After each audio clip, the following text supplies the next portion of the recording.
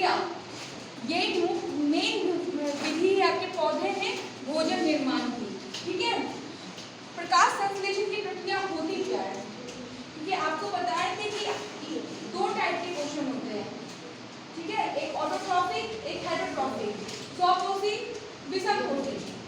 स्वपोषी, स्व मतलब स्वयं, जो अपना भोजन स्वयं बनाते हैं उन्हें क्या कहते हैं? स्वपोषी। और जो दूसरों पे निर्भर होते हैं उसे विषमपोषी। ऑटो मतलब भी स्वयं, ऑटो मतलब भी स्वयं। तो पौधे जो है अपना भोजन स्वयं बनाते हैं, तो कैसे बनाते हैं? पौधे अपना भोजन स्वयं कैसे बनाते हैं? पौधे, अच्छा, पौधे के जितने भी हरे भाग हैं, पौधे के जितने भी हरे भाग हैं उनमें क्या होता है?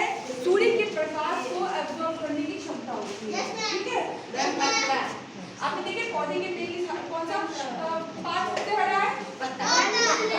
अब पत्ते में क्या होता है? एक टाइप का वर्णक, ध्यान से सुनिएगा, पौधे में एक टाइप का वर्णक जिसको हम लोग पिगमेंट बोलते हैं वो पाया जाता है। उस पिगमेंट का नाम है क्लोरोफिल। क्या नाम है? क्लोरोफिल। ये क्लोरोफिल क्या करता है? सूर्य के प्रकाश को एब्जॉर्ब कर लेता है। ठीक है, यानी एक तरह से जैसे घर में मम्मी गैस चूल्हे पे खाना बनाती है ना, पीछे में सारे मसाले को एक तरह से कर लेती है। मान लीजिए हम लोग को सब्जी बनाना है तो सब्जी काट के रख ली, हल्दी नमक सब, उसी तरह से अब यहाँ इस पौधे में जो वर्णक होते हैं उसका नाम क्या है? क्लोरोफिल। तो उस इंग्लिश में पिगमेंट, हिंदी में वर्णक, तो वो क्लोरोफिल सूर्य के प्रकाश, पौधे ने सूर्य के प्रकाश को अब्जॉर्ब किया। हाथे दुखा के अब क्या है कि रूट, जमीन में आप पानी डालते हैं ना, पौधे जो है जमीन से किस कौन से अंग से जुड़े रहते हैं? इसे इंग्लिश में रूट बोलते हैं। वो रूट ही जो है जमीन से जल और खनिज लवण को एब्जॉर्ब करेगा, फिर ऊपर खींच के कहाँ भेज देगा? अब यहाँ पे शुरू हो जाएगा खाना बनाने की प्रक्रिया।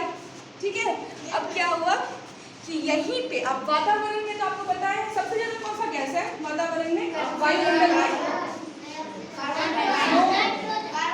सबसे ज्यादा नाइट्रोजन गैस है। कार्बन डाइऑक्साइड की कुछ मात्रा है, तो वही कार्बन डाइऑक्साइड, पानी, पानी का फॉर्मूला, जल का फॉर्मूला H2O।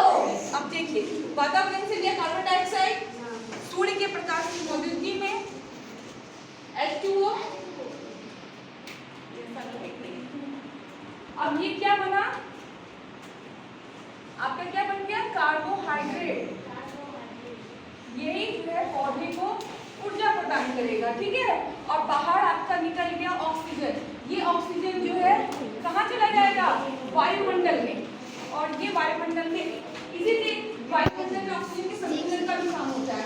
संतुलन मतलब बैलेंस, ऑक्सीजन का बैलेंस। क्योंकि आपको पता है कि हम लोग कौन सा गैस लेते हैं? ऑक्सीजन लेते हैं, कार्बन डाइऑक्साइड छोड़ते हैं। पौधे इसके विपरीत, पौधे क्या लिए? कार्बन डाइऑक्साइड लिए, ऑक्सीजन वायुमंडल में छोड़ दिए, ऑक्सीजन का बैलेंस हुआ ना। अब सोच लीजिए, पौधे अगर नहीं होंगे तो क्या हम लोग का जीवन संभव है? नहीं। क्योंकि पौधे ही वायुमंडल में ऑक्सीजन को संतुलन, बैलेंस करने का काम करते हैं। वायुमंडल में ऑक्सीजन को संतुलित करने का काम कौन करते हैं? इसलिए पौधे के बिना जीवन संभव नहीं है। ठीक है, और सारे जीव जंतु, चाहे वो ओमनिवोरस हो, हर्बीवोरस हो, आपने पढ़ा होगा, सर्वहारी, शाकाहारी, मांसाहारी, ये सारे जो है किसी न किसी रूप में किस पे निर्भर है? पेड़ पौधे। आपने देखा होगा कि एक शाकाहारी जंतु है, वो किसको खाता है? पौधे को खाता है। अगर मान लीजिए पौधे नहीं मिले तो क्या वो जिंदा रह पाएगा? लेकिन एक मांसाहारी जंतु है, वो किसको खाता है? शाकाहारी को खाता है। तो मान लीजिए पौधे नहीं रहे तो क्या वो मांसाहारी जंतु जिंदा रहेगा? लेकिन एक सर्वहारी जो जंतु है, जो ओमनिवोरस जिसको बोलते हैं, जो सबको खाता है, वो भी डायरेक्ट और इनडायरेक्ट किस पे निर्भर है? पेड़ पौधे पे, क्योंकि वो मांसाहारी को भी खाता है, शाकाहारी को भी खाता है। तो पेड़ पौधे अगर नहीं रहे तो क्या वो सर्वहारी जंतु जिंदा रहेंगे? नहीं। आप देखिए एक तरह से चेन चल रहा है ना। यही है हमारा इकोलॉजिकल पिरामिड। यही अनियंत्रित आज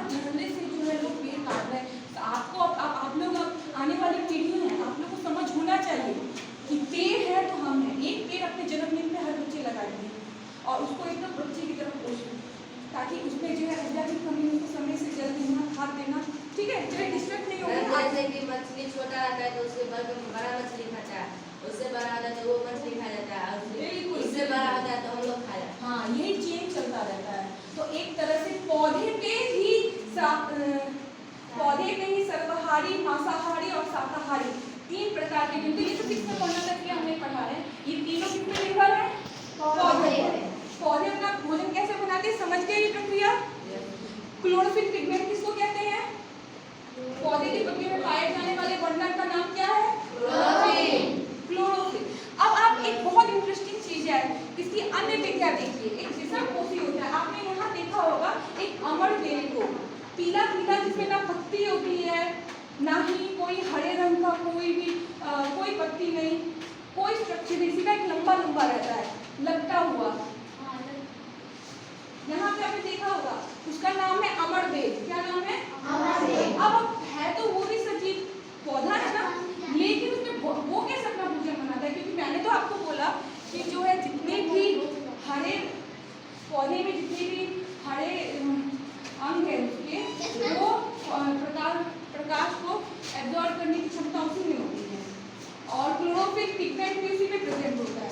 लेकिन अमर बेल जो है, ये अमर बेल एक परजीवी है, इसमें तो ना ही हरे रंग की कोई पत्तियां होती हैं, ना ही क्लोरोफिल होता है। तब इसमें प्रकाश संश्लेषण की प्रक्रिया कैसी होगी? अरे हम लोग यही करते हैं, ठीक है ना? इस टाइप के जो भी पौधे हैं, इसको हम लोग बोलेंगे विषमपोषी। क्या बोलेंगे? विषमपोषी। ये अपना भोजन जो है ना दूसरों पे निर्भर होकर प्राप्त करते हैं। आपने देखा होगा इस टाइप के बहुत सारे ऐसे वातावरण में पौधे देखे होंगे जो एक बड़े पौधे से लिपटे रहते हैं, देखे है ना? अब क्या है कि उनका स्ट्रक्चर आप देखिएगा, कोई हरे रंग का कोई पत्तियां भी नहीं होती है उनमें, लेकिन जिंदा तो उनको भी करना है, पोषण तो उनको भी चाहिए, तो वो क्या करते हैं? अपना पोषण जिन पे वो निर्भर है उनसे प्राप्त करते हैं, ठीक है? तो ऐसे पौधे को हम लोग क्या कहते हैं? परजीवी। पर मतलब दूसरे पे, जीव तो वो भी है ना, तो दूसरे पे जो निर्भर हो उसको हम लोग क्या बोलेंगे? परजीवी। जो दूसरे पे निर्भर हो, और जिनसे वो पोषण प्राप्त करते हैं उसे बोलते हैं परपोषी, क्योंकि वो उसको पोषण दे रहा है ना। तो परजीवी का एग्जाम्पल, विषमपोषी का एग्जाम्पल कौन हो गया? बेस्ट एग्जाम्पल अमर बेल, ठीक है? और ये आपका होमवर्क भी अगर नहीं है तो अपने सराउंडिंग में अमर बेल को जो है जाके आप ऑब्जर्व कीजिएगा, नोटिस कीजिएगा, ठीक है? अब देखिए ये पौधा है, इस पौधे में जितने भी हरे, ये पत्तियां सारे हरे रंग की हैं, यानी इसमें कौन सा पिगमेंट पाया जाएगा? क्लोरोफिल, ठीक है? और ये पत्तियों में ही भोजन बनाने के लिए संश्लेषण की प्रक्रिया होती है। रूट इसका कहाँ से अटैच है? जमीन से वहीं से उसको क्या मिलता है? खनिज, लवण और जल। इसी जल को फिर ये आगे यहाँ भेजता है, सूर्य के प्रकाश, कार्बन डाइऑक्साइड, पानी, इस सब की मदद से ये क्या बनाता है? कार्बोहाइड्रेट। क्या बनाता है? कार्बोहाइड्रेट। ग्लूकोज, यही इसको एनर्जी देगा। ग्लूकोज का फॉर्मूला C6H12O6, ठीक है? इतना से समझ गए? और उसने जो ऑक्सीजन छोड़ा, इस प्रक्रिया के दौरान जो ऑक्सीजन निकला, वही ऑक्सीजन वायुमंडल में संतुलन का काम करता है, ठीक है? वही ऑक्सीजन फिर हम लोग लेते हैं, ना? अगर जब पौधे ऑक्सीजन नहीं छोड़े, इस तरह से ऑक्सीजन रिलीज ना हो, तो क्या होगा? वायुमंडल में ऑक्सीजन का असंतुलन हो जाएगा। तो हम तो ऑक्सीजन पे निर्भर है ना। 1 मिनट के लिए अगर आपकी नाक बंद कर दी जाए, आप व्याकुल हो जाइएगा। बिना ऑक्सीजन के आप जिंदा रह सकते हैं? नहीं रह सकते हैं। तो समझ लीजिए पौधे का एक हमारे जीवन में कितना महत्व है, ठीक है? विषमपोषी आप समझ गए। अब नेक्स्ट देखिए मृत्युजीवी। आपने देखा होगा बरसात के मौसम में गोबर छत्ता की तरह बहुत जगह निकल जाता है, उसमें तो कोई हरा रंग नहीं होता, मतलब उसमें भी कोई पत्तियां नहीं होती, कोई क्लोरोफिल नहीं होता, तो वो भी तो एक जीव है। वो कैसे जिंदा रहता है? ठीक है, कैसे जिंदा रहता है? जो भी सड़ी गली चीजें होती है ना, उसमें भी पाचक रस छोड़ते हैं। आपने हमेशा, हाँ, कवक, किसी को हम लोग फंगी भी बोलते हैं और कवक बोलते हैं हिंदी में। इसमें वो पाचक रस छोड़ते हैं। अभी अधिकतर देखोगे बरसात के मौसम में ही कवक निकलते हैं। अच्छा, मम्मी लोग को आपने देखा होगा अचार घर में बनाते हुए, अब हमेशा बोलती होंगी कि गीले हाथ से नहीं छोड़ना, गीले, क्योंकि ये जो कवक है ना, अगर जो भी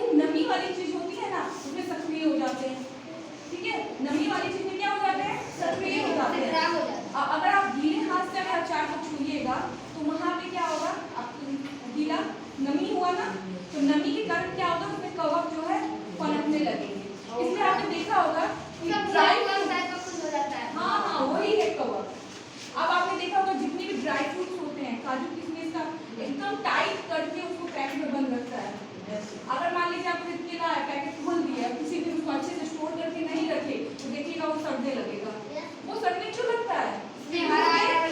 उसमें कवक, वही कवक है, उसमें कवक का निर्माण होने लगता है। अब कवक जो है उसमें से अपना पोषण लेके अपना जिंदा रहते हैं, क्योंकि उनमें ये मृत्युजीवी हैं।